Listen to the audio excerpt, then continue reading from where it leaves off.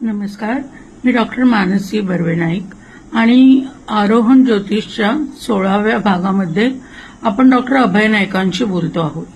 Doctor, आज आम्हाला एक सांगा की एखाद्याची पत्रिका ही अगदीच म्हणजे कुठेच वाव नाही ज्याला म्हणतात ना, त्या पद्धतीची असते का, आणि असेल तर त्यांनी मग काय करायचं?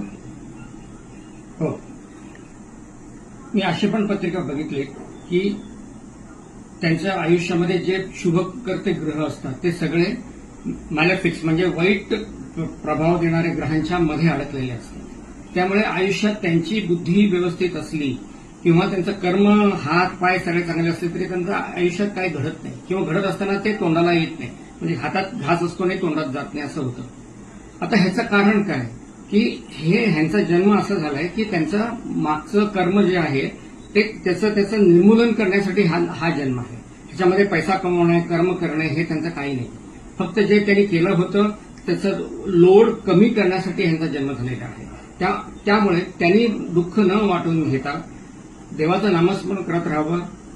आता भगवद्गीतेत सांगितलेलेच आहे, योगक्षेमं वहाम्यहम् असं कृष्णाने सांगितलंय. त्याप्रमाणे हा आयुष्य त्यांनी घडवायचं. Okay, thank you doctor.